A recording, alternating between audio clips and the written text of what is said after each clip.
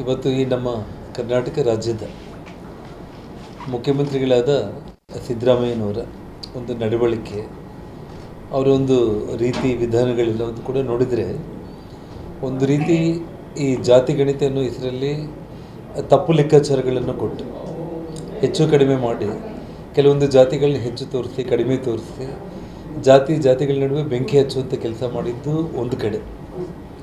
ಇನ್ನೊಂದು ಕಡೆ ನಮ್ಮ ಕಾಶ್ಮೀರದಲ್ಲಿ ಒಂದು ಅಭಿನವ ಸರ್ದಾರ್ ಭಾಯ್ ಪಟೇಲ್ ಅನ್ನುವಂಥ ಹೆಸರು ಗಳಿಸಿರುವಂಥ ಗೌರವಾನ್ವಿತ ಗೃಹ ಸಚಿವರಾಗಿರುವಂಥ ಅಮಿತ್ ಶಾ ಅವರು ಸನ್ಮಾನ್ಯ ಪ್ರಧಾನಮಂತ್ರಿಗಳ ಆಶೀರ್ವಾದದಿಂದ 320 ಆರ್ಟಿಕಲನ್ನು ನಿಷೇಧ ಮಾಡಿದ ತಕ್ಷಣ ಇವತ್ತು ನಾನೇ ಕಾಶ್ಮೀರಲ್ಲಿ ನನ್ನ ಕುಟುಂಬ ಸಮೇತ ಆ ಘಟನೆ ಆಗಿದ್ದು ಪ್ಲೇಸಲ್ಲೇ ನಾವಿದ್ದೀವಿ. ನಾವು ಅಂದರೆ ಆ ಭೂಲೋಕ ಸ್ವರ್ಗವನ್ನು ಇವತ್ತೇನೋ ಉಗ್ರವಾದಿಗಳು ನಮ್ಮ ರಾಜ್ಯದವರು ಸೇರಿ.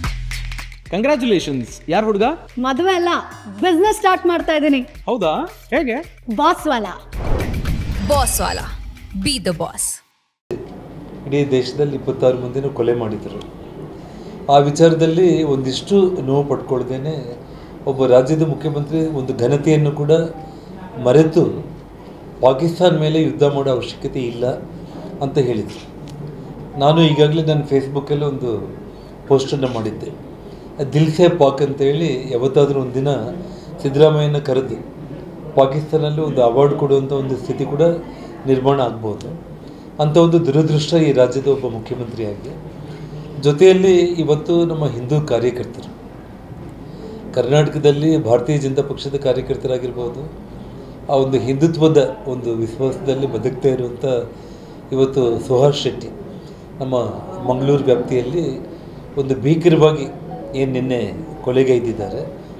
ಆ ವಿಷಯದಲ್ಲಿ ಇವತ್ತು ಭಾರತೀಯ ಜನತಾ ಪಕ್ಷ ನಮ್ಮ ದಡೇಸಗೂರು ಬಸವರಾಜ್ ಅವ್ರ ನೇತೃತ್ವದಲ್ಲಿ ಇವತ್ತು ನಾವು ಹೋರಾಟ ಹಮ್ಮಿಕೊಳ್ಳೋರು ಇದ್ದೀವಿ. ಇವತ್ತು ಯಾವುದೇ ಒಂದು ವಿಚಾರದಲ್ಲಿ ಕೂಡ ಈ ರಾಜ್ಯದಲ್ಲಿ ಮನುಷ್ಯರ ಜೀವಕ್ಕೆ ಭದ್ರತೆ ಅನ್ನೋದಿಲ್ಲ. ಅದರಲ್ಲಿ ವಿಶೇಷವಾಗಿ ಹಿಂದೂ ಕಾರ್ಯಕರ್ತರ ಒಂದು ಬದುಕಿಗೆ ಇವತ್ತು ಒಂದು ಭದ್ರತೆ ಇದೇನೇ ಇಲ್ಲ ಅನ್ನೋಂಥ ಒಂದು ಸ್ಥಿತಿ ನಿರ್ಮಾಣ ಆಗಿರುವಂಥದ್ದು. ಈ ರಾಜ್ಯದ ಮುಖ್ಯಮಂತ್ರಿ ಸಿದ್ದರಾಮಯ್ಯನವರಿಗೆ ರಾಜ್ಯದ ಜನರು ಒಂದು ದೊಡ್ಡ ಮಟ್ಟದಲ್ಲಿ ಇವತ್ತು ಅವರಿಗೆ ಬುದ್ಧಿ ಕಲಿಸುವಂಥ ದಿನಗಳು ಹತ್ತಿರ ಆಗ್ತಾ ಇದೆ. ಅವರು ಎಚ್ಚರಿಕೆಯಿಂದ ಹೆಜ್ಜೆ ಇಡುವಂಥ ಒಂದು ಪ್ರಯತ್ನ ಮಾಡಬೇಕು ಈಗಲಾದರೂ ಕೂಡ.